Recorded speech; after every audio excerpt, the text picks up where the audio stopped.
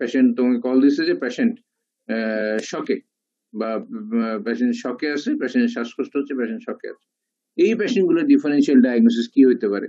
যেমন একটা আমরা কমন এগুলো দেখি যে পিসে হয়ে যাওয়ার পরে যেমন একটা হতে পারে তার কমন একটা যে পেরিকার্ডিয়াল এফিউশন হয়ে পেরিকার্ডিয়াল মানে টেম্পোনেট হইতে পারে, পেরিকার্ডিয়াল এফিউশনে তার কোনো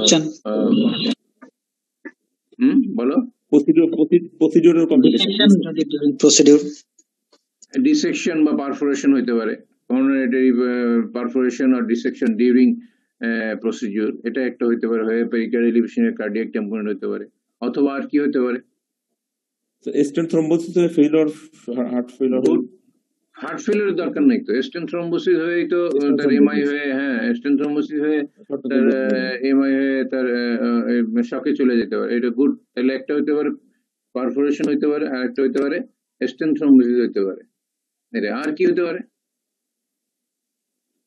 স্যার? ভ্যাসোভ্যাগাল শক ফলোইং শীথ রিমুভাল হতে পারে, গুড, ভ্যাসোভ্যাগাল শক হতে পারে। আর কি হতে পারে? ভেরি কমন, কিন্তু ভেরি কমন, একেবারে একদম আমাদের শিশুর সিনারিও তুলে নিয়ে এসছে। ভেরি কমনটা কিন্তু বলো নাই। এরকম পিসিআই হয়েছে, শকে চলে, পেশেন্টে বিপি নাই, বিপি নাই, হেমাটোমা, হ্যাঁ ভাস্কুলার অ্যাক্সেস কমপ্লিকেশন।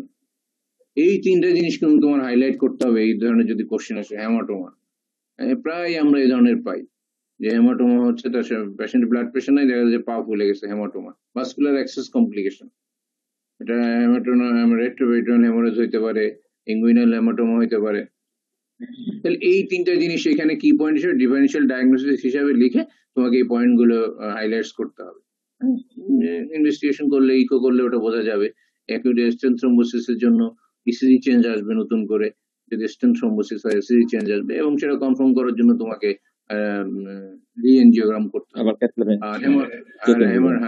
আর হেমাটোমা হলে তো তুমি এখানে ক্লিনিক্যালি দেখতে পাবা, plus if you want to evidence it by sonographic evidence করে তুমি এটা এভিডেন্স করতে পারো, এবং ম্যানেজমেন্ট অ্যাকর্ডিংলি। তাহলে এই একটা সিনারিও কিন্তু তোমাকে একটা মাথায় রাখতে হবে যে এরকম একটা কোশ্চেন আসতে পারে। তো এখানে আমি এটা লিখছি যে অ্যাকিউট স্টেন্ট থ্রম্বোসিস কখন কখন বলে, যে অ্যাকিউট যে এআরসি ক্লাসিফিকেশন বলছে যে আর্লি 30 দিনের মধ্যে হলে আর্লি বলে, আর্লির মধ্যে বলে অ্যাকিউট বসে 24 ঘন্টার মধ্যে অ্যাকিউট, যদি 24 ঘন্টার মধ্যে স্টেন্ট থ্রম্বোসিস এটা বলে অ্যাকিউট স্টেন্ট থ্রম্বোসিস। যদি স্টেন্ট থ্রম্বোসিসটা তার 24 ঘন্টার বেশি, একদিনের বেশি কিন্তু 1 মাসের মধ্যে হয়, তাহলে সাব অ্যাকিউট। 1 মাস থেকে 1 বছর লেট, 1 বছর পরে ভেরি লেট। মানে এটা যদি আমার মনে রাখার সুবিধা হচ্ছে যে যদি স্টেন্ট থ্রম্বোসিসটা 1 দিনের মধ্যে হয় অ্যাকিউট, 1 দিন থেকে 1 মাসের মধ্যে হয় তাহলে সাব অ্যাকিউট, 1 মাস থেকে 1 বছর লেট, 1 বছরের পরে হলে ভেরি লেট। সব এক দিয়ে এটা আমি মনে রাখি। 1 দিন থেকে 1 মাস, 1 দিনের মধ্যে হলে অ্যাকিউট, 1 দিন থেকে 1 মাস সাব অ্যাকিউট, 1 মাস থেকে 1 বছর লেট, আর 1 বছরের বেশি হলে ভেরি লেট। জাস্ট এটা আমি স্লাইডটা তুলছি এখানে। A 55-year-old male presented with effort intolerance for 2 months. 2 মাস ধরে তার হাঁটলেই শ্বাসকষ্ট হয়, effort intolerance, হাঁটলেই শ্বাসকষ্ট হয়। আচ্ছা, he has an old MI anterior 2 years back. 2 বছর আগে। শোনা যাচ্ছে আমাকে? স্যার শোনা যাচ্ছে স্যার। Okay, thank you. তাহলে effort intolerance for 2 months, তার 2 বছর আগে তার একটা ওল্ড এমআই ছিল, 2 বছর আগে ওল্ড এমআই, এখন হাঁটলেই শ্বাসকষ্ট হয়। Echo reveal dilated LV cavity dilated, thin scarred and akinetic anterior wall, তার ইন্টেরিয়র ওয়াল থিন হয়ে গেছে, স্কার হয়ে গেছে, এবং অ্যাকাইনেশিয়া, এলভিএফ 30%। তাহলে এটা ক্লাসিক্যাল একটা scenario of ischaemic cardiomyopathy, ICM, ischaemic cardiomyopathy classical scenario. এখন তো ইসকেমিক কার্ডিওমায়োপ্যাথি বলে না, ডাইলেটেড কার্ডিওমায়োপ্যাথি, প্রবাবলি ইসকেমিক, মানে প্রবাবলি না, dilated cardiomyopathy with ischaemic cause. তাহলে এটা তাহলে এটা আমাদের একটা ডাইলেটেড কার্ডিওমায়োপ্যাথি উইথ ইসকেমিক কজের জন্য হাউ উইল ইউ ম্যানেজ? তাহলে এই পেশেন্টের ম্যানেজমেন্টে এখানে ডিফারেন্সিয়াল ডায়াগনোসিস খুব বেশি নেই। ম্যানেজমেন্টের গিয়ে তুমি পর্যন্ত যাও কিনা, যে একদম সিআরটি পর্যন্ত যাও কিনা, এটা এক্সামিনাররা দেখতে যাবে।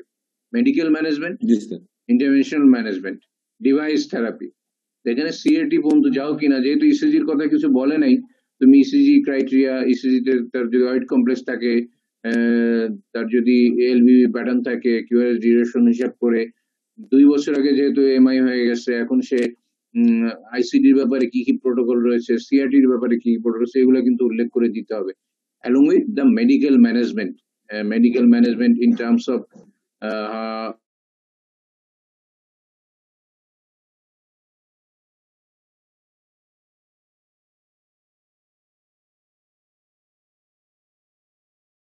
ডিভাইস ম্যানেজমেন্ট, ডিভাইসের ক্রাইটেরিয়া গুলো, আইসিডি ক্রাইটেরিয়া, সিআরটি ক্রাইটেরিয়া, এইটা জানবা, এই জন্য এই কোশ্চেনটা এখানে দেওয়া হয়েছে।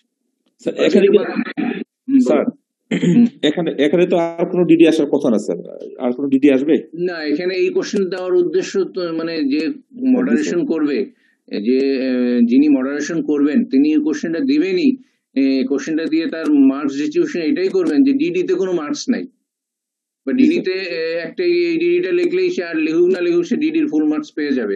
Dilated cardiomyopathy with ischaemic origin, এই ডিডিটা লিখলে সে ফুল মার্কস পেয়ে যাবে। কারণ এই কোশ্চেনের বেলায় বলি, কারণ এখানে একদম থিন স্কার্ট অ্যাকাইনেটিক এন্টেরিওল, এলভিআই ডিডি বেশি, এলভিএফ 30%, এখানে যেহেতু দিয়েছে, সুতরাং এখানে যে আইসিএম লিখলে আর কিছু লিখুক না লিখুক সে ডিডির ফুল মার্কস পেয়ে যাবে।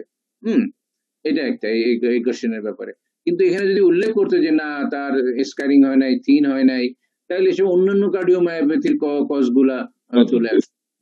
এটা আমি শর্ট কোশ্চেনে রেখেছি, যেমন আমাদের সময় পরীক্ষা আসছিল ক্লাসিফাই কার্ডিওমায়োপ্যাথি, এটা আমি শর্ট কোশ্চেনে রেখেছি। তো এইটাতে যখন মডারেটর যিনি করবেন তিনি ওইভাবেই মার্কস ডিস্ট্রিবিউশন করবেন যে ইসকেমিক কার্ডিওপ্যাথি বুঝতে পেরেছি কিনা এবং ইসকেমিক কার্ডিওপ্যাথির কি কি মডালিটিস আছে সব সে জানে কিনা, এইভাবেই মার্কস ডিস্ট্রিবিউশন হবে ট্রিটমেন্ট মডালিটিস। ঠিক আছে, আচ্ছা এবার আমরা নেক্সট কোশ্চেনে যাই। A 34-year-old lady with 28 weeks of pregnancy, 28 সপ্তাহ pregnant, presented with shortness of breath। তাহলে আমরা এর আগে একটা প্রেগনেন্ট মহিলা শর্টনেস অফ ব্রেথ নিয়ে আসছিল, তাকে আমরা খুব বেশি ক্লু ছিল না, আমরা এর একটা ছিল পোস্টপার্টাম, এটা হচ্ছে প্রেগন্যান্সি পিরিয়ডে আসছে shortness of breadth. ECG reveals atrial fibrillation. তোমার অ্যারিথমিয়া নিয়ে কিন্তু দুইটা কোশ্চেন ব্রড কোশ্চেনের মধ্যে থাকবে, যে কোনো ফরম্যাটে, যে কোনো অ্যারিথমিয়া নিয়ে। তো ধরো এটা তাইলে কি আসছে, এফ আসছে ইসিজিতে, এবং severe MS atrial fibrillation with first ventricular rate, how will you manage. তাইলে সোজা কথা যেটা হলো যে ক্লিনিক্যাল সিনারিওতে এখানে খুব বেশি ডিফারেন্সিয়াল ডায়াগনোসিস, কিন্তু একটা এমএস এর পেশেন্ট, সিভিয়ার এমএস এর পেশেন্ট 28 উইকস অফ প্রেগন্যান্সি নিয়ে আসছে, তাকে তুমি কিভাবে ম্যানেজ করবা, এইটা তুমি জানো কিনা ইনস এন্ড আউটস, এই ব্রড কোশ্চেনটার মাধ্যমে তোমার সেই পরীক্ষাটা হবে। তাহলে এটা আমরা সবাই জানি। আমি এখানে একটা ইএসসি গাইডলাইনের ক্রাইটেরিয়া ঠিক করেছি, এখানে সব ডিটেলস লেখা আছে। এখানে কিন্তু লিখেছে যে তাহলে আমরা পিটিএমসি কখন করবো, সিভিয়ার এমএস যেহেতু যদি ভালভ মরফোলজি ফেভারেবল থাকে তাহলে আফটার 20 উইকস অফ জেস্টেশনের পরে আমরা পিটিএমসি করতে পারি সিভিয়ার এমএস এর ক্ষেত্রে, মডারেট টু সিভিয়ার এমএস এর ক্ষেত্রে।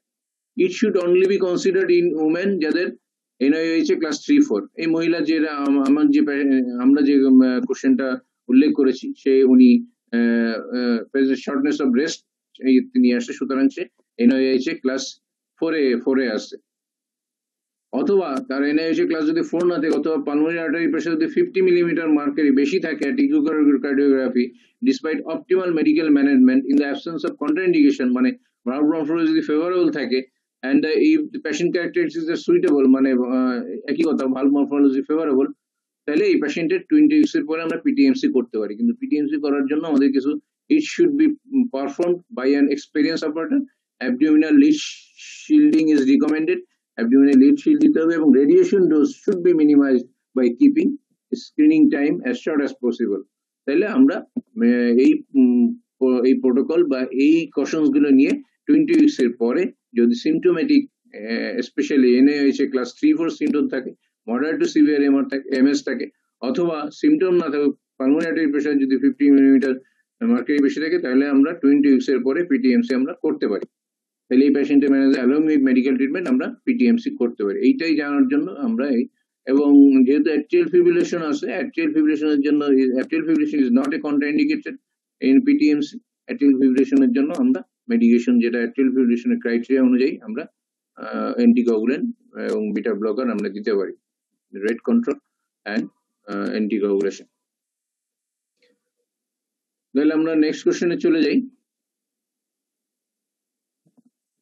এই একটা এই এই এই পেশেন্টটা আমি জানি না আমাদের এখানে জুবায়ের আছে কিনা, জুবায়ের আমাদের ইউনিটে কাজ করতেছে এখন, এই পেশেন্টটা আমাদের এখানে ভর্তি আছে। A 42-year-old male having MBR 3 years back, তার 3 বছর আগে MBR 3 years back presented with palpitation, shortness of breath and hematuria. His blood pressure 80/50 millimeter mercury. ECG reveals atrial fibrillation with fast ventricular rate. His INR is 4. How will you manage the case? তাহলে এটা কি points কি থাকলো এখানে? The 42-year-old male having MVR, mitral valve replacement হয়েছে 3 বছর আগে, তার মানে MVR করা, এখন আসছে কি নিয়ে? পালপিটেশন এবং শর্টনেস অফ ব্রেথ এবং হেমাচুরিয়া, প্রস্রাবের সাথে রক্ত যাচ্ছে, লাল প্রস্রাব হচ্ছে, ব্লাড প্রেশার কম 80/50, ইসিজিতে অ্যাক্টিভ ফিব্রিলেশন আছে, ফাস্ট ভেন্ট্রিকুলার রেট আছে, এবং সে তার মানে সে খাচ্ছে, অরিন খাচ্ছে, আইএনআর তার বেড়ে গেছে 4. How will you manage the case? তাহলে এই ক্ষেত্রে মোস্ট লাইকলি যে তার আইএনআর বেশি হয়ে গেছে, এই জন্য তার হেমাচুরিয়া হচ্ছে এবং তার অ্যাট্রিয়াল ফিব্রিলেশন এবং ফাস্ট ভেন্ট্রিকুলার রেটের জন্য তার এরকম পালপিটেশন এবং তার শকে নিয়ে আসছে পেশেন্ট। হ্যাঁ, এই পেশেন্ট আমাদের ভর্তি আছে, আমরা এটাকে কিভাবে ম্যানেজ করবো? ইউজুয়ালি বলছে যে এই পেশেন্টটাকে আমরা প্রথম হচ্ছে যে তার যেহেতু ব্লিডিং হচ্ছে, প্রথমে স্টপ অরফেরিন বা সে যেটা অরফেরিনটা স্টপ করবো, আমরা অরফেরিন স্টপ করে তারপরে আমরা তার এখানে একটা যেটা হলো যে আমরা দিতে পারি, ফ্রেশ ফ্রোজেন প্লাজমা দিতে পারি তার ব্লাড কোয়াগুলেশন প্রোফাইলটা ঠিক করার জন্য। ভিটামিন কে ইনজেকশন আমরা দিতে পারি বা ফ্রেশ ফ্রোজেন প্লাজমা আমরা দিতে পারি, দিয়ে তার কোয়াগুলেশন প্রোফাইল ঠিক করতে পারি, এটা একটা। আর তার active fibrillation, fast ventricular rate অথবা তার এই হাইপারটেনশন ম্যানেজমেন্টের জন্য আমরা আয়োনোট্রপ দিতে পারি, এবং তার এই যে যেটা এর আগে একটা কোশ্চেন আমরা আলোচনা করেছিলাম, তার মাইট্রাল ভালভে কোনো থ্রম্বাস ফর্মেশন হয়েছে কিনা সেটা আমরা দেখতে পারি। তো দিস ইজ এইভাবে আমরা কোশ্চেন আনসার করতে পারি। ঠিক একই ধরনের একটা কোশ্চেন কিন্তু এইভাবে আসতে পারে যে 52-year-old male having MVR for 3 years back presented with hemorrhagic stroke, এই একই ধরনের কোশ্চেন। এর সাথে আবার একটু ওনারা বিপি 190/100 মিলিমিটার মার্কের, বিপিটা বেশি। তাহলে এখানে এই দুইটা ক্লু মানে ইম্পর্টেন্ট ক্লুজ এর মধ্যে এখানে একটা বিপি বেড়ে গিয়েছে, আর হচ্ছে তার এখানে আইএনআরটা বেশি, তার বিপি বেড়ে গেছে এবং হেমোরেজিক স্ট্রোক। এই পেশেন্ট গুলোকে আমরা কিভাবে ম্যানেজ করবো? তাহলে এই কোশ্চেনের আনসারে আমাদের দুইটা ক্লু, এক হচ্ছে বিপি ম্যানেজমেন্টের ক্ষেত্রে আমরা জানি হেমোরেজিক স্ট্রোকের ক্ষেত্রে আমাদের বিপিটা লো ডাউন করতে হয়, এটা একটা। তাইলে হাইপারটেনসিভ এমার্জেন্সি, এটা হাইপারটেনসিভ এমার্জেন্সি, এটা ইমিডিয়েটলি আমাদের বিপি লো করতে হবে। আর একটা হচ্ছে যে তার হেমোরেজিক স্ট্রোক যেহেতু হয়েছে, আইএনআর বেশি, তার মানে তার কোয়াগুলেশন প্রোফাইল আমাদেরকে ঠিক করতে হবে, ইমিডিয়েট স্টপ করতে হবে অরফেরিন। আমরা ভিটামিন কে মানে ভিটামিন কে দিতে পারি, আমরা তারপরে ফ্রেশ ফ্রোজেন প্লাজমা দিতে পারি, আর মাল্টিডিসিপ্লিনারি অ্যাপ্রোচ আমরা করতে পারি যেহেতু হেমোরেজ নিয়ে আসছে। তাহলে আমাদের দিক থেকে তাহলে এই একটা সিনারিও কিন্তু যে ভালভ রিপ্লেসমেন্ট পেশেন্ট অরফেরিন পাচ্ছে, সাথে তার যে কোনো সর্টে তার একটা হেমোরেজ বা ব্লিডিং হচ্ছে, এই পেশেন্ট গুলোকে কিভাবে ম্যানেজ করবো? এর একটা কোশ্চেন কিন্তু আসতে পারে লং কোশ্চেনে। তো সেইগুলার একটু প্রস্তুতি আমাদের নিয়ে নিতে হবে। সেটা হেমোরেজটা হেমাচুরিয়ার মাধ্যমে প্রকাশ বা যে কোনো একটা ব্লিডিং ডিসঅর্ডার নিয়ে প্রেজেন্ট করতে পারে, বা গাম ব্লিডিং বা এপিস্টেক্সিস, এরকম কিছু নিয়ে প্রেজেন্ট করতে পারে। সেটা আমাদের একটা প্রস্তুতি থাকতে হবে এই কোশ্চেন গুলো আমরা কিভাবে লিখবো। আচ্ছা, এটা পরের কোশ্চেনে চলে যাই। আমাদের অলরেডি 1 ঘন্টা হয়ে গেছে, যাই হোক আমি এরপরে আর বেশি নাই, শর্ট কোশ্চেন গুলো একটু আলোচনা করবো। তাহলে 46-year-old man having hypertension, diabetes, advised surgery for urinary bladder stone. He has old MI anterior and on dual antiplatelet therapy. Now complaints of occasional chest pain on mild exertion. How will you assess? তাইলে দেখো এই যে, তাইলে এটা কি question? আমি এই যে ক্লাসটা নিয়েছিলাম কিন্তু cardiac evaluation of non cardiac surgery, step wise management কিন্তু রয়েছে এটা, cardiac evaluation of non cardiac surgery. তাহলে দেখো এই যে 46-year-old man হ্যাভিং তার কোমরবিডিটিস, ডায়াবেটিস এবং হাইপারটেনশন রয়েছে, তার কি আছে? ইউরিনারি ব্লাডার স্টোন হয়েছে।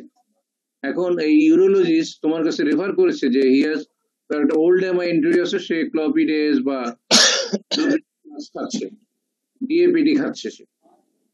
এখন সে বলছে যে এখন অপারেশন করতে হবে, কিন্তু তার আবার সিমটম আছে, চেস্ট পেইন অন মাইল্ড এক্সজশনে চেস্ট পেইন হচ্ছে।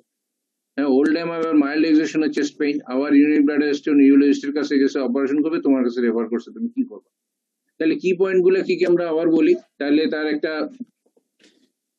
তাহলে আমরা কি পয়েন্ট গুলো যদি বলি, তারা একটা 46 ইয়ার ওল্ড ম্যান, তার হাইপারটেনশন এবং ডায়াবেটিস আছে।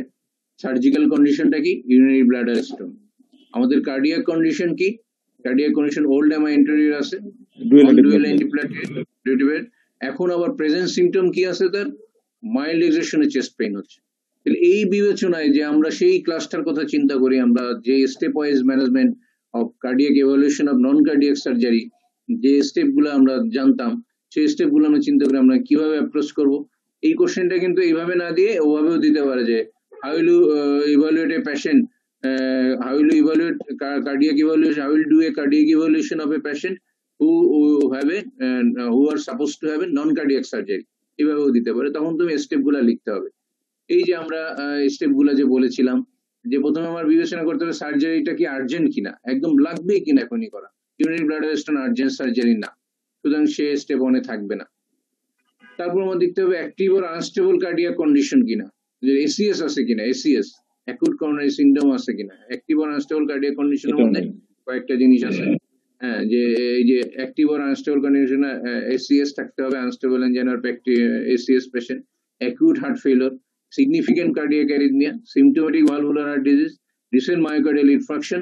রিসেন্ট মায়োকার্ডিয়াল ইনফ্রাকশন অ্যাকুট হলে তো কোনো কথা নাই, রিসেন্টও কিন্তু অ্যাকুট কন্ডিশনের মধ্যে থাকবে, অ্যাক্টিভ আর আনস্টেবল কার্ডিয়াক কন্ডিশন।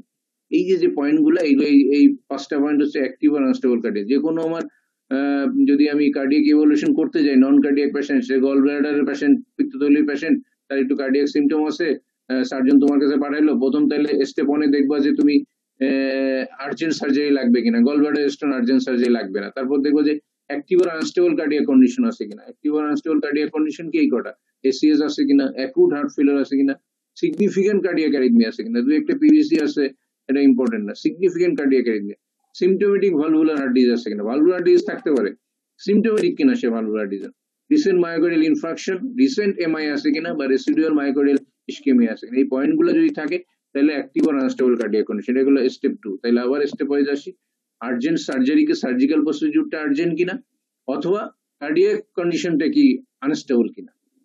যদি স্টেজ 1 এ থাকে তাহলে কি হবে, যদি আর্জেন্ট কোনো সার্জারি থাকে, যদি আর্জেন্ট লাগবেই, নাহলে জীবন হুমকির সম্মুখীন, সেক্ষেত্রে কিন্তু তোমার কোনো কিছু করার নাই, কার্ডিয়াক ইভ্যালুয়েশন কিছু করার নাই, জীবন বাঁচাইতে হবে, তুমি সার্জারিতে চলে যাবা, সেই সার্জারির জন্য অ্যাডভাইস করবা।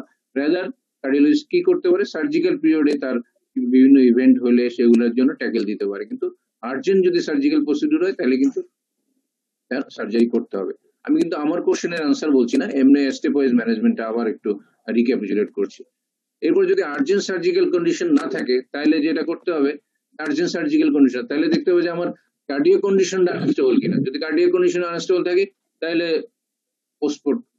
প্রসিডিউরটা পোস্টপোন করতে হবে, আমরা প্রসিডিউর করবো না, তখন আমরা পরের স্টেপে চলে যাব। এরপর দেখবো যে তার আর্জেন্ট সার্জারিটাও আর্জেন্ট না, বা কার্ডিয়াক কন্ডিশনটাও তার আনস্টেবল না। সেক্ষেত্রে আমার কি করতে হবে, এইবার আমি দেখবো যে এবার তার সার্জিক্যাল রিস্কটা কতটুকু। এই যে এখানে আমরা বলেছিলাম যে সার্জিক্যাল রিস্ক বলেছিলাম, low risk, intermediate risk, high risk. Low risk গুলো সাধারণত যে স্কিনের আশেপাশে যে অর্গান গুলা থাকে, স্কিনের সাথে ব্রেস্ট,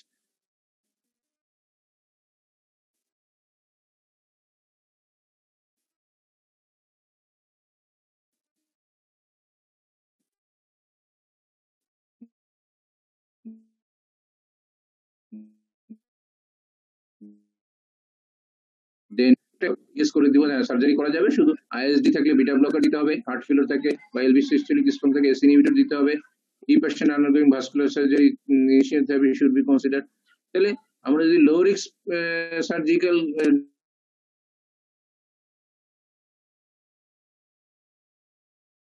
ইন্টারমিডিয়েট রিস্ক হলে স্টেপ 4 এ যাব। স্টেপ 4 এ কি আমরা তখন দেখবো তার ক্যাপাসিটিটা কেমন। যদি সে ভালো তার ফিজিক্যাল ফাংশনাল ক্যাপাসিটি ভালো, 4 মেটস এর উপরে সে সবকিছু করতে পারে, তাহলে আমরা আবার সার্জারির জন্য ইয়েস করে দেবো। আর যদি দেখি যে না, তার মেটস কম, সে অত বেশি ফ্রিকুয়েন্ট দৌড়াদৌড়ি করতে পারে না, বা সে নিজের কাজগুলো 4 মেটস এর নিচে নিজের ঘরের কাজ করতে গেলে অসুবিধা হয়, যদি লো মেটস হয় তখন আমরা তাকে এই স্টেপ 5 এ যাবো। স্টেপ 5 এ কি হবে? স্টেপ 5 এ গিয়ে যে আমরা তার যদি intermediate risk surgery, high risk surgery গুলো, যে স্টেপ 5 এ আমরা যাবো, যে তখন দেখবো তার আদার্স রিস্ক ফ্যাক্টর গুলো কেমন আছে, তার কোনো হার্ট ফেলিওর আছে কিনা, স্ট্রোক আছে কিনা, রেনাল ডিসফাংশন, ডায়াবেটিস আছে কিনা।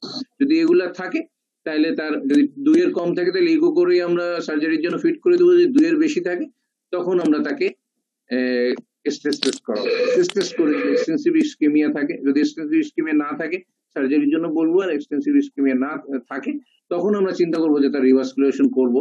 রিভাস্কুলেশন করে আমরা বেনিফিট কতটুকু হবে, প্রসিডিউরাল আউটকামে কোনো সমস্যা আছে কিনা। এইটা হলো আমাদের সেই যে আমাদের কার্ডিয়াক অ্যাসেসমেন্ট। এবার যদি আমরা সেই যে কেসটা আমরা আলোচনা করছিলাম সেই কেসটা প্রশ্নটা আসি, সেই প্রশ্নটা কি আছে এখানে? তাহলে 46 old man having hypertension damage advised surgery for urinary bladder. Urinary bladder stone, এটা এমার্জেন্সি সার্জারি না, সুতরাং স্টেপ 1 হলো না, স্টেপ 1 এর দরকার নেই, এমার্জেন্সি সার্জারি না। তারপর আমরা দেখতে পাই এটা কি এমন মানে কার্ডিওলজিক্যালি আনস্টেবল কিনা। এটা কি এসিএস পেশেন্ট? না, এর একটা ওল্ড এমআই ছিল। রিসেন্ট এমআই হলে সে কার্ডিয়াক আনস্টেবল মধ্যে যায়। ওল্ড এমআই ছিল তাহলে সে নট এন এসিএস, বা তার অ্যাকুট হার্ট ফেলিওরও না, তার সিগনিফিকেন্ট অ্যারিথমিয়া নয়, সিমটমিক ভালভুলার হার্ট ডিজিজ না, নো রিসেন্ট এমআই, সুতরাং সে কার্ডিয়াক আনস্টেবল কন্ডিশনও না। তাহলে স্টেপ 2 ও সে এখানে স্টেপ 2 তেও আসবে না। তাহলে এখন স্টেপ 3 তে আমাদের যেতে হবে। স্টেপ 3 তে গেলে সার্জিক্যাল রিস্ক ক্যালকুলেট করতে হবে, সার্জিক্যাল রিস্কটা ইভালুয়েট করতে হবে। ব্লাডার স্টোন, এটাকে আমরা ইন্টারমিডিয়েট রিস্ক বলতে পারি। তো ইন্টারমিডিয়েট রিস্ক যখন পাইলাম তখন আমরা ফাংশনাল অ্যাসেসমেন্ট করতে হবে। ফাংশনাল অ্যাসেসমেন্টে কি হলো? occasional chest pain on mild exertion, mild accession say occasional chest pain বলে। তাহলে আমরা সেক্ষেত্রে কি বললো, তাহলে 4 মেটস এর কম হবে। তাহলে সেখানে 4 মেটস এর কম হলেই, যদি 4 মেটস এর বেশি হইতো, সে যদি মডারেট সিভিয়ার এক্সেশনে চেস্ট পেইন বলতো, তাহলে আমরা তাকে সরাসরি সার্জারির জন্য বলে দিতাম। আর কিন্তু যেহেতু তার ফাংশনাল স্ট্যাটাস একটু খারাপ, 4 মেটস এর কম, সে তখন তাকে আমরা কি করব, তখন তার রিস্ক কটা আছে, তার 2টা আছে, ওল্ড এমআই, ডায়াবেটিস। তখন তার ইকোকার্ডিওগ্রাফি করে biochemical assessment of LV function, heart failure আছে কিনা, এনটি করে যদি নর্মাল থাকে সার্জারির জন্য পাঠাবো। কিন্তু এখানে যদি রিস্ক ফ্যাক্টর আরো 3টা 4টা থাকতো তাহলে ইটিটি করা লাগতো। তাহলে এইভাবে স্টেপ ওয়াইজ ম্যানেজমেন্ট গুলো আমরা একটু দেখে নিব, তাহলে আমাদের কোশ্চেন আনসার গুলো সুবিধা হবে। আর একটা কোশ্চেন আমরা যদি যাই, 50-year-old lady having hypertension and advised for hysterectomy. তাহলে she has occasional dyspnea and moderate exertion, R ECG reveals T inversion V4 to V6 heavily minus। তাহলে আমরা বলি হিস্টেরেক্টমি সার্জিক্যাল কি সার্জিক্যাল আর্জেন্সি আছে? না, হিস্টেরেক্টমি সার্জিক্যাল আর্জেন্সি না, step 1 বাদ। তারপর আমরা দেখবো যে তার বর্তমান কন্ডিশন কি, cardiac unstable condition, cardiac unstable condition না, তার ECG T inversion বলতেছে কিন্তু মডারেট এক্সারশনে তার ডিসনিয়া, সুতরাং সার্জিক্যাল মানে কার্ডিয়াক আনস্টেবল না, সুতরাং স্টেপ 2 এখানে আসতো না। তাহলে স্টেপ 3 তে আসবো কি, এবার আমরা রিস্ক অ্যাসেসমেন্ট করবো। হিস্টেরেক্টমি আমরা intermediate cardiac intermediate risk procedure আমরা বলবো হিস্টেরেক্টমি। ইন্টারমিডিয়েট রিস্ক প্রসিডিউর হলে এখন আমরা ফাংশনাল অ্যাসেসমেন্ট করব। ফাংশনাল অ্যাসেসমেন্টে সে বলছে যে মডারেট এক্সারশন, তার মানে 4 মেটস এর উপরে তার ফাংশনাল অ্যাসেসমেন্ট। তাহলে যদি 4 মেটস এর উপরে হয় তাহলে আমরা তাকে সার্জারির জন্য বলবো। আর যদি 4 মেটস এর নিচে হতো তাহলে আমরা তার রিস্ক অ্যাসেসমেন্ট করতাম, আদার্স কোনো রিস্ক অ্যাসেসমেন্ট, যদি 2টা থাকতো তাহলে ইকো করতাম, 2টার বেশি থাকলে ইটিটি করতাম। তাহলে এইভাবে আমরা এই একটা সিনারিও দিয়ে, যে এই কিন্তু একটা কোশ্চেন থাকতেই পারে যে cardiac assessment of non cardiac surgery. তো এই ছিল আমার লং কোশ্চেনের ডিসকাশন। আমি একটু শর্ট কোশ্চেন নিয়ে একটু লাস্ট কিছু স্লাইড, এই শর্ট কোশ্চেন গুলো তোমরা কিন্তু এগুলো একটু প্রিপারেশন নিয়ে যাও, এগুলা সবখানেই তোমার আসতে পারে, রিটেন কোশ্চেন এবং বোধ ভাইভাতেও আসতে পারে। রিটেনের জন্য মেইনলি ইম্পর্টেন্ট। শর্ট কোশ্চেন কিন্তু আমাদের সময় ছিল শর্ট নোট। শর্ট নোট কিন্তু আমরা দেখা যেত যে কমন বুঝতে পারতাম যে কি আসতে পারে, মানে অ্যাটলিস্ট 3টা 4টা কমন পড়ে যেত, একটা থাকতো যে কেউ পারে না নতুন কিছু, 3টা 4টা সব কমন পড়ে যেত। যেমন আমি কিছু শর্ট নোট গুলো, এগুলো যদি তোমরা একটু নোট করে রাখো তাহলে ভালো হয়। যে how to assess RV function in echocardiography, very মানে স্যারদের খুব প্রিয় কোশ্চেন, আরভি ফাংশন কিভাবে আমরা অ্যাসেস করবো। পালমোনারি হাইপারটেনশনের WHO ক্লাসিফিকেশন একদম ছোটস্থ থাকতে হবে। ডায়াগনস্টিক ক্রাইটেরিয়া অফ ইনফেক্টিভ এন্ডোকার্ডিটিস, এই যে কয়েকদিন আগে ক্লাস নিলাম, ডিফারেন্সিয়েট, এটা আমাদের পরীক্ষার সময় আসছিল, differentiate between CP and RCM, constrictive pericarditis, restrictive cardiomyopathy, এটা কিভাবে ইকোকার্ডিও দিয়ে তুমি আলাদা করবা, আমার লাস্ট ক্লাস ছিল এটা। এই যেটা বললাম cardiac assessment for non cardiac surgery, যেটা একটু আগে আলোচনা করলাম, এই কোশ্চেনটা কিন্তু আমার মানে আমি এক্সামিনার হলে এবার দিতাম এই কোশ্চেনটা। গ্লোবাল লংজিটিউডাল স্ট্রেন, স্ট্রেন এখন খুব আলোচিত হচ্ছে, স্ট্রেন নিয়ে একটা কোশ্চেন কিন্তু তুমি লং শর্টের মধ্যে পাইতে পারো। Discuss briefly on global longitudinal strain বা স্ট্রেন ইকোকার্ডিওগ্রাফি, একটু তোমরা দেখে যাবো এটা, এটা কিন্তু আমার কাছে মনে হয় একটা দেওয়ার মতো কোশ্চেন। একমো নিয়ে খুব কথাবার্তা হচ্ছে, একমো যে এক্সট্রাকর্পিয়াল মেমব্রেন অক্সিজেনেশন, এটা তোমরা একমোর একটা শর্ট কোশ্চেন থাকতে পারে। হাই ফ্লো নেজাল কনুলা নিয়ে খুব আলোচনা হচ্ছে, এটা নিয়ে একটা শর্ট কোশ্চেন থাকতে পারে। 3D and color flow mapping of EPS, আমাদের এখানে কিন্তু এই মেশিন চালু হয়েছে, এটা কিন্তু একটু সবসময় EPS স্টাডি নিয়ে একটা কোশ্চেন থাকে, দুই পেপারের মধ্যে যে কোনো এক পেপারে সাধারণত EPS স্টাডির একটা কোশ্চেন থাকতে পারে আর কি। সেক্ষেত্রে এটা হচ্ছে আমাদের latest 3D and color mapping EPS সম্বন্ধে ধারণা নিয়ে যাও। Discuss briefly on dobutamine stress echo, বা যে কোনো বাইসাইকেল আর্গোমেট্রি বা স্ট্রেস ইকো নিয়ে কিন্তু একটা কোশ্চেন থাকতে পারে, স্ট্রেস টেস্ট নিয়ে, সেটা ডোবুটামিন স্ট্রেস ইকো হতে পারে অথবা বাইসাইকেল আর্গুমেন্ট্রি হতে পারে। এই আর একটা কোশ্চেন যেটা আমি হলে এক্সামিনার হলে দিতাম, role of cardiac MRI, cardiac MRI নিয়ে কিন্তু মারাত্মক কথাবার্তা হচ্ছে, কোন কোন ক্ষেত্রে cardiac MRI, CMR, cardiac MRI নিয়ে কিন্তু মারাত্মক কথাবার্তা হচ্ছে, ইন্ডিকেশন গুলো specially congenital and structural heart disease, যে স্কোপ গুলা রয়েছে, মানে স্কোপ মানে কোন কোন জায়গায় আমরা কার্ডিয়াক এমআরআই হলে আরো ভালো ডায়াগনোসিস করতে পারতাম। মডারেটর কিন্তু এই বিষয়টা মাথায় রাখতে পারেন যে স্টুডেন্টদের জানা উচিত, যেহেতু কার্ডিয়াক এমআরআই খুবই একটা হট টপিক। আর যেটা আমরা বলে থাকি ইউজুয়ালি আইভাস ওসিটি, এটা পিসিআই তে অপটিমাইজেশনের জন্য কি রোল রয়েছে, যে আইভাস আমরা vessel diameter, proximal diameter, distal diameter, landing zone, discomplication, pre এবং পোস্ট পিসিআই দেখতে পারি, ওসিটি তো তাই। এটার তোমার পেনিট্রেশন বেশি, রেজুলেশন কম, এটা রেজুলেশন কম, পেনিট্রেশন রেজুলেশন বেশি, পেনিট্রেশন কম, একই রকমের এটা এটা এটা কোশ্চেন থাকতে পারে। বা এফএফআর এবং রোটাবলেশন সম্বন্ধে কিছু কথাবার্তা আমাদের জানতে পারে। আর একটা আমাদের একটা ট্র্যাডিশন থাকে যে এই কোশ্চেন গুলো কিছু না কিছু যে কোনো একটা ফর্মে দিয়ে দেয়, এই যে CPR, advance life support, basic life support, এটা আমাদের কনসালটেন্টদের জানতে হবে। এরকম একটা মডারেটরদের একটা কনসেপ্ট থাকে যে আমাদের কোনো কনসালটেন্ট যারা হবে তারা অবশ্যই যেন এই জিনিসগুলো জানে, অ্যাক্টিভ লাইফ সাপোর্ট কিভাবে দিতে হবে, বেসিক লাইফ সাপোর্ট দিতে হবে, সিপিআর কিভাবে দিতে হবে, এই ফরম্যাটে কিন্তু কোশ্চেন কিন্তু থাকতে পারে।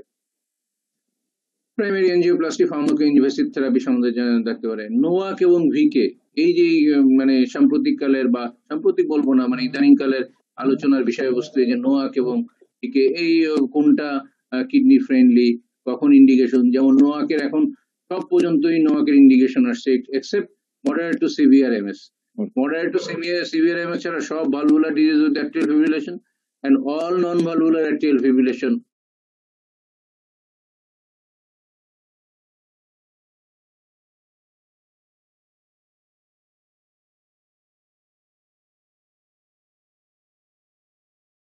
ভিকে আছে, অরফেরিন আছে। এবং ইদানিং আর একটা ট্রায়ালে দেখা যাচ্ছে যে, বা গাইডলাইনও চলে আসবে যে পোস্টেটিক মাইট্রাল ভালভেও নোয়াককে সুপিরিয়র দেখাচ্ছে। তো এটা আমাদের একটু জানা থাকলো যে নোয়াক ভিকে কোথায় কোনটা দিব। এটা কিন্তু আমাদের পুরনো স্যারদের, বিশেষ করে যারা আমাদের মজুমদার স্যার থেকে শুরু করে আমাদের যারা ভেটারান টিচার রয়েছেন, তাদের কিন্তু খুব প্রিয় জিনিস 6 minutes of test in assessing pulmonary hypertension। এটা কিন্তু সবাই জেনে যাবে, 6 minute of test, মিনিটের মধ্যে 300 মিটার যদি যেতে না পারে তাহলে সিভিয়ার প্রগনোসিস খারাপ, এরকম চার্ট আছে, এটা একটু তোমরা দেখে যাবা। Vasoreactivity and reversibility testing in cardiac catheterization, এটা কিন্তু একটু ইম্পর্টেন্ট, সবাই জিজ্ঞেস করে। দুইটা কিন্তু একটু দুইটা, ভ্যাসকুলারি অ্যাক্টিভিটি হচ্ছে যে পালমোনারি হাইপারটেনশনে ক্যালসিয়াম চ্যানেল ব্লকার দেওয়া যাবে কিনা, এটা হচ্ছে ভ্যাসকুলারি অ্যাক্টিভিটি। আর রিভার্সিবিলিটি টেস্ট হচ্ছে ডিফারেন্ট, যে পালমোনারি হাইপারটেনশন কারেকশন করে পেশেন্ট ভালো হবে কিনা, এটা হলো রিভার্সিবিলিটি টেস্ট দেওয়া। দুইটা একটু দুই রকম, একটু দেখে যাবা, vasoreactivity and reversibility. Role of SGLT inhibitors in heart failure, empagliflozin, dapagliflozin নিয়ে খুব কথাবার্তা হচ্ছে, তো এটা তোমরা একটু জাস্ট জানা থাকলো SGLT ইনহিবিটরস কিভাবে কাজ করে। এবং দু একটা ট্রায়ালের নামও বলে দিতে পারো, এমপ্রোর রিডিউস ট্রায়াল আর ডাপা হার্ট ফেলিওর ট্রায়াল। আর্নি নিয়ে কিন্তু যেহেতু আর্নি একটা হট ড্রাগ, এটা নিয়ে কিন্তু আমাদের যে কোনো ভাবে ড্রাগ রিলেটেড থাকতে পারে, 10 প্লেস নিয়ে থাকতে পারে। এই আর একটা কোশ্চেন, এটা কিন্তু স্যারদের খুব প্রিয়, ভাইবা, রিটেন, সব জায়গায়।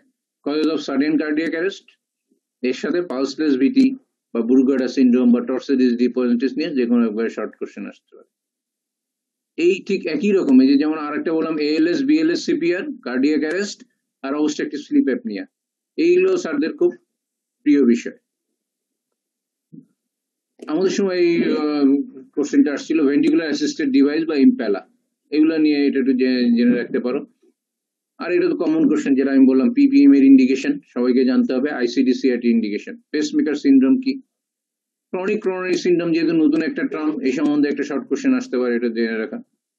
তো আরেকটা যে যেটা আমি একটু আগে প্রথমেই শুরুতেই বলছিলাম যে criteria for surgical referral of valvular heart disease, AR, AS, MR এর কখন আমরা সার্জারিতে পাঠাবো, এটা একটা পুরনো question but important, always important. Indication of the ASD device closure, কখন আমরা ডিভাইস ক্লোজার করতে পারবো না, কখন সার্জারিতে পাঠাবো, যে পয়েন্টগুলো রয়েছে। ট্যাভার নিয়ে কিন্তু একটা শর্ট কোশ্চেন আসতে পারে, যেটা এটার বহুল আলোচিত procedure. TAVR, transcatheter aortic valve replacement. এই যে কিন্তু আরেকটা কথা আসছে যে discuss briefly on short course DAPT after PCI in high bleeding risk patient. এখানে যে যেটা আমরা দুইটা ট্রায়াল নিয়ে খুব আলোচনা হচ্ছে, অনিক্সন ট্রায়াল আর শর্ট ডিএবিটি ট্রায়াল, যে 1 মাসে ডুয়েল এন্টিপ্লেটিয়েট, বাকি সময় আমরা সিঙ্গেল এন্টিপ্লেটিয়েট কন্টিনিউ করলাম। যেমন অনিক্সন ট্রায়াল বা টুইলাইট ট্রায়ালে আসছে যে ডুয়েল এন্টিপ্লেটিয়েট দিয়ে আমরা 1 মাস দিয়ে বাকি সময় আমরা টিকাগুলোর দিলাম যদি হাই ব্লিডিং রিস্ক থাকে। আবার শর্ট টার্ম ডিএবিটি ট্রায়ালে আসছে 1 মাস আমরা ডুয়েল এন্টিপ্লেটিয়েট দিয়ে এরপর আমরা শুধু অ্যাসপ্রিন চালালাম। হাই ব্লিডিং রিস্ক পেশেন্টদের ক্ষেত্রে কিন্তু এই আফটার পিসিআই ডিএপিটির ব্যাপারে, সেক্ষেত্রে ডিএপিটি গাইডলাইনটা তোমাদের জানতে হবে যে অ্যাকচুয়াল গাইডলাইন আইসিএস হলে আমরা কয়দিন দিব, আইসিএস 12 মাস পরে, 1 বছর পরে কি করব আমরা, রিস্ক বেনিফিট দেখবো আমরা। যেটা আমি বললাম ডিভিটি নিয়ে জানা থাকতে হবে,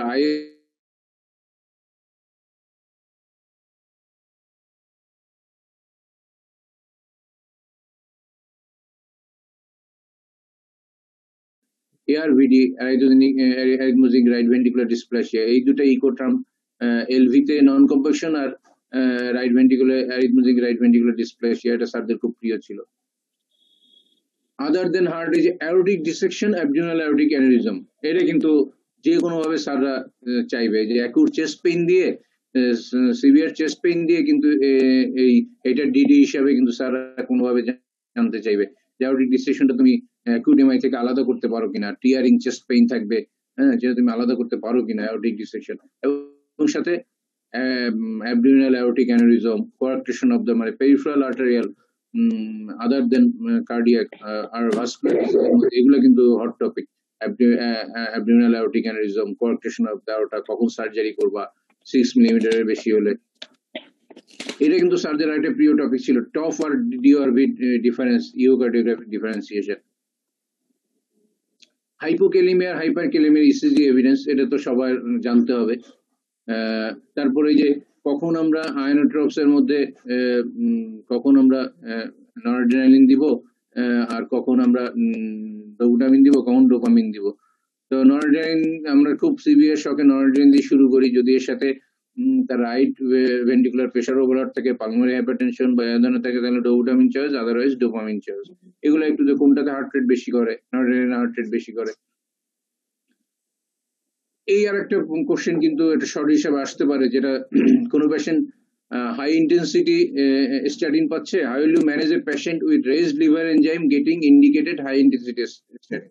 আমরা বলছি যে 3 ফোল্ডের বেশি না গেলে আমরা স্ট্যাটিন কন্টিনিউ করবো, 40 মিলিগ্রাম যদি অ্যাটোভাস্টেটিন পাই।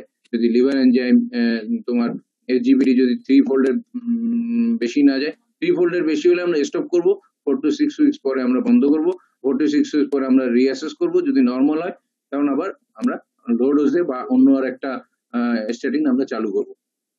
যদি দেখা যায় যে 4 to 6 উইকস পরেও লিভার এনজাইম বেশি থাকে, তখন আমার চিন্তা করতে হবে যেটা স্ট্যাটিন থেকে না, অন্য কোনো ভাইরাল হেপাটাইটিস বা ভাইরাল লিভার ডিজিজ হয়েছে কিনা। ঠিক একই কোশ্চেন তোমার এই হাই ইন্টেন্সিটি স্ট্যাটিন পাওয়ার পরে কারো যদি মাসেল পেইন থাকে, তাহলে তাকে মানে তার যদি মাসেল এনজাইম বেশি থাকে, সিপিকে যদি বেশি থাকে, কি করবা? সিমটোমেটিক থাকলে অবশ্যই স্ট্যাটিন বন্ধ করতে হবে। আদারওয়াইজ আমরা যদি 10 ফোল্ডের উপরে না গেলে আমরা স্ট্যাটিন চালাইতে পারি, লো ডোজ অথবা ডিফারেন্ট স্ট্যাটিন। ব্লাড প্রেশারের ক্ষেত্রে কিন্তু এই দুটো জিনিস খুব বেশি আলোচিত হচ্ছে, অ্যাম্বুলেটরি ব্লাড প্রেশার মনিটরিং আর হোম ব্লাড প্রেশার মনিটরিং। এই দুটো কিন্তু ইম্পর্টেন্ট, এটা তোমরা দেখে নেবে। সাথে সাথে এই যে ব্লাড প্রেশারের যে ইয়েগুলো রয়েছে, বিভিন্ন টপিক গুলো রয়েছে, বিশেষ করে gestational hypertension, white coat hypertension, masked hypertension. White coat hypertension আর জেস্টেশনাল হাইপারটেনশন তো 20 উইকস এর পরে যদি কারো প্রেগন্যান্সির পরে প্রেশার ডেভেলপ করে, হাই প্রেশার, তাকে আমরা বলবো জেস্টেশনাল হাইপারটেনশন। হোয়াইট কোট যদি অফিস ব্লাড প্রেশার বেশি, হোম ব্লাড প্রেশার কম, হোয়াইট কোট হাইপারটেনশন। আর মাস্কড হাইপারটেনশন তো অফিস ব্লাড প্রেশার কম, অফিস ব্লাড প্রেশার কম আর হোম ব্লাড প্রেশার বেশি, এটা হচ্ছে মাস্কড হাইপারটেনশন। এর সাথে hypertensive emergency, urgency, always a very important topic. How to prevent PPM infection, এটা একটা ইম্পর্টেন্ট। এই যে কোশ্চেনটার কথা আমি বলছিলাম যে আমাদের সময় আসছিল, classify cardiomyopathy, write down the investigation. এটা কিন্তু একটা ইম্পর্টেন্ট কোশ্চেন হতে পারে। টাকুসুবো কার্ডিওমায়োপ্যাথি বা এপিক্যাল ব্যালুনিং সিনড্রোম বা স্ট্রেস কার্ডিওমায়োপ্যাথি, এটাও কিন্তু শর্ট কোশ্চেন হিসেবে আসতে পারে, ইম্পর্টেন্ট। কোভিড এরায় অনেকেরই হচ্ছে এটা। এইটা একটা হার্ট ফেলিওর সাবজেক্ট, একটা প্রিয় জিনিস, রিটেন কোশ্চেন হিসাবে। Classify heart failure. What is heart failure with preserved ejection fraction? How will you diagnose diastolic dysfunction in echo? একই কাছাকাছি ধরনের কোশ্চেন, এই জন্য এগুলো এখানে। কার্ডিয়াক ক্যাথের সময় আমরা কিউপি কিউএস রেশিও থাকে, এটা কি, এটা আমরা জানতে পারি। আর এটা হচ্ছে যে আরেকটা কোশ্চেন, এটা খুব important, what is contrast induced nephropathy, how to prevent contrast induced nephropathy. Hydration is the main treatment two prevent contrast induced nephropathy. যদি এলভিএফ কম থাকে তাহলে আমরা ওরাল দিব, এলভিএফ বেশি থাকলে আমরা আইভি দিব। ইউজুয়ালি 500 ml দিব আমরা, 500 to 100 ml per 24 hours, 500 to 1000 ml। তো এটা একটা ইম্পর্টেন্ট যে নেফ্রোপ্যাথি কি জিনিস আর how to prevent contrast induced nephropathy, এটা একটা ইয়ে। আর লাস্ট আমার স্লাইড শেষ, এটা লাস্ট স্লাইড আমার।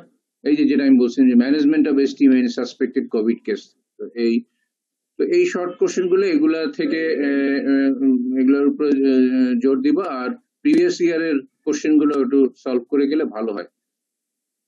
তো এই ছিল আমার আজকের প্রেজেন্টেশন। তো তোমাদের যদি কোনো কোশ্চেন থাকে, ইউ ক্যান আস্ক।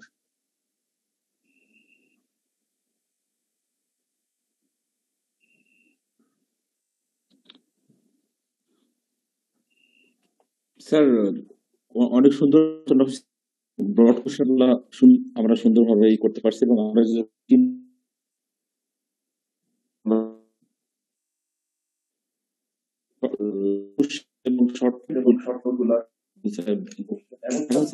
একটা হচ্ছে যে আপনি বলছেন যে যখন আমরা যখন সিনারিও ডেসক্রাইব করব, আমরা যখন একটা পেশেন্টের সিনারিও থাকবে, ডিটিআই আনবো, তারপর আমরা শুরু করবো, সাইন সিমটম আসবে, তখন স্যার আমরা দুইটা ফরম্যাট বললেন স্যার। একটা হচ্ছে যে আমরা বলবো এইটাই পালমোনারি এম্বোলিজম, এর এফিসার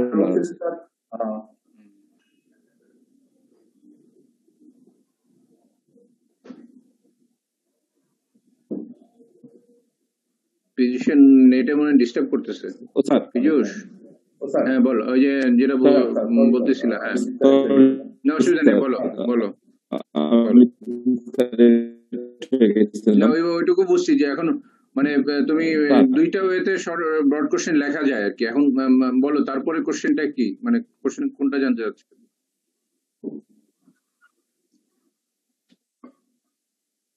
কথা শোনা যাচ্ছে না মোটো।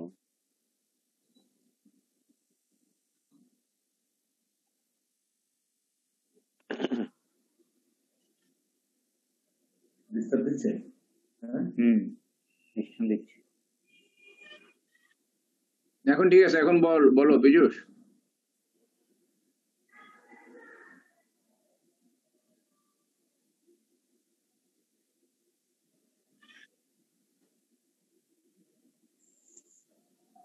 আর একটা যেটা আমি নোট করতে ভুলে গেছি, দুইটা টপিকস তোমরা একটু নোট করে নাও। এখানে আমি আনি নাই দুইটা টপিকস। এখান থেকে কোশ্চেন আসতে পারে যে পেরিকার্ডিয়াল ডিজিজ নিয়ে কোশ্চেন আসতে পারে,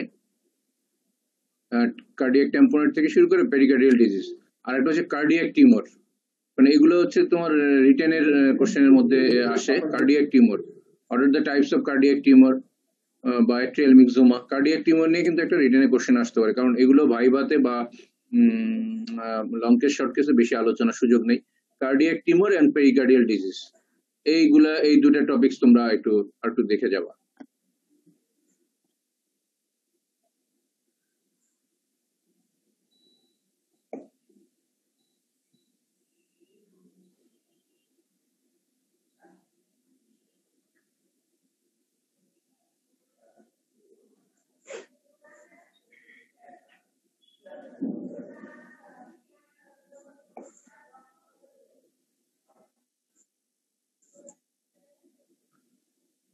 রুবন, তাহলে কি স্যার। যদি কোশ্চেন না থাকে তাহলে কি আমরা শেষ করব? পীযূষ, তোর কোশ্চেনটা তাহলে স্যার ওই যে বলছিলাম যে স্যার আমি যেটা বলতেছিলাম যে আমরা ওই লিখে ডায়াগনোস থেকে আমার মনে হয়, আমি বুঝতে পারছি তোর কোশ্চেনটা। আমার মনে হয় যে ওই ডিফারেন্সিয়াল ডায়াগনোসিস এর হেডলাইন ধরে শুরু না করে সিমটম সাইন ধরে শুরু করাটা ভালো হবে। এটা ভালো হবে। সিমটম দিয়ে, সিমটম ব্রেথলেসনেস, আচ্ছা ব্রেথলেসনেস দিয়ে বা শর্টনেস অফ ব্রেথ, ইয়েতে কি থাকে তোমার ডায়াবেটিক কার্ডিওমায়োপ্যাথিতে এক্সেপশনাল ডিসনিয়া থাকতে পারে, অর্থোপনিয়া থাকতে পারে। পালমোনারি এম্বোলিজমে তার অ্যাকুট ডিসনিয়া থাকতে পারে, এখানে অর্থোপনিয়া থাকবে না। এইভাবে সিমটম ধরে আগাইলে মনে হয় এটা ভালো হয়। জি স্যার, জি sir, thank you sir, thank you sir. তাহলে আমরা কি শেষ করে দিব? কারো কোনো কোশ্চেন যদি না থাকে? স্যার থ্যাংক ইউ মনে হয় শেষ করা যায় স্যার। Okay, thank you. আমার মনে হয় আমি একটা আউটলাইন দেওয়ার চেষ্টা করেছি, কিন্তু সবাই একটু অনেক উপকার হবে। আচ্ছা, ধন্যবাদ। তো তোমরা এই যে টপিক গুলো বললাম এগুলো সব ভালো করে পড়ে যাবো আশা করি। এখন সময় আছে, এখন এগুলো কভার করে ফেলো।